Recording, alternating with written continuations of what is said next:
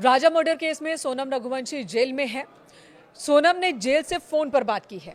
किससे बात की है, क्या बात की है, बताएंगे मयंक हमारे सहयोगी। देखिए, एक बड़ी खबर आई है सोनम पूरे मैटर को लेकर। एक तरफ जहां ये बात हो रही है कि सोनम का नार्को टेस्ट होना है और मेघालय पुलिस इसके लिए कोशिश कर रही है कि नार्को एनालिसिस हो, लेकिन इस बीच एक बड़ी खबर निकल के आई है कि देखिए, मेघालय पुलिस ने सोनम को ये इजाजत दी थी कि आप हफ्ते में एक बार अपने परिवार के या किसी भी सदस्य से फोन पे बात कर सकते हैं। पिछले 3 हफ्ते के दौरान सोनम ने 3 फोन कॉल किए परिवार के लोगों को और कहीं अब ये बड़ा सस्पेंस है कि सोनम ने 3 कॉल किसको किए।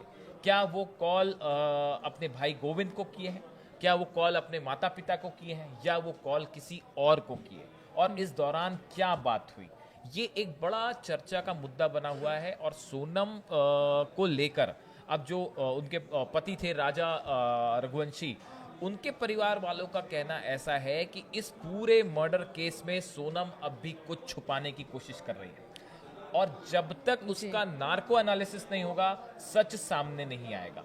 और जो फोन कॉल वाली आपने बात की है, बताया जाता है कि राज और सोनम अब भी पुलिस के सामने अपना स्टैंड बार बार बदलने की कोशिश करते हैं। मानो वो कोशिश कर रहे हैं कि पुलिस को किसी तरह बरगलाने की कोशिश की जाए।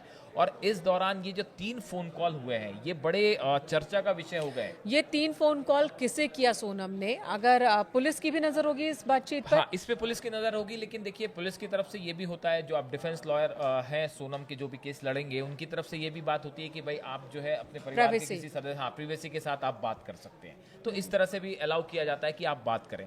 लेकिन देखिए, पुलिस तो इस हालात पे नजर बनाए हुए है पूरे मैटर पे।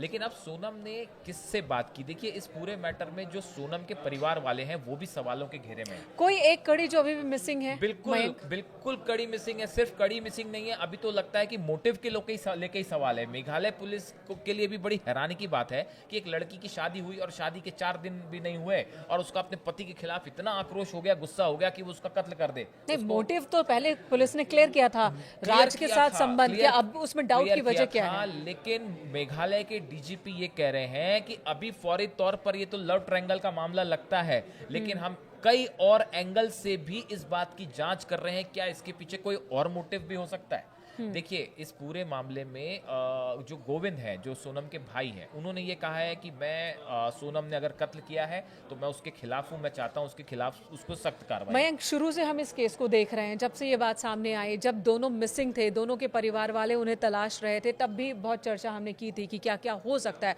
तब आपने बातचीत में ये भी कहा था कि मुमकिन है कि सोनम ही इस वारदात को सोनम ने अंजाम दिया हो। सोशल मीडिया पर भी ये चर्चा चल रही थी। तब मैं मानने को तैयार नहीं थी आपकी बात, लेकिन बाद में पुलिस की जांच में यही थ्योरी सामने आ गई।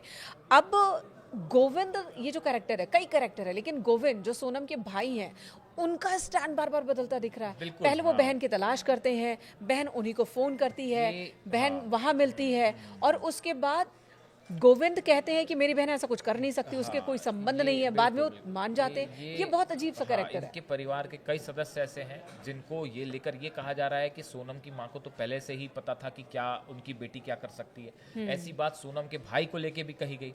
और अब सोनम ने किनसे फोन पे बात की है और क्या बात की है, ये दोनों चीजें ऐसी हैं जिसको लेके अब राजा के परिवार वाले जो है वो सवाल उठा रहे हैं। वो ये कह रहे हैं कि सोनम की किनसे फोन पे बात हुई है, ये पब्लिक होना चाहिए कि सोनम ने जो 3 कॉल किए जेल से, ये किसे किए हैं, उनसे क्या बात की है, ये बात सार्वजनिक होनी चाहिए।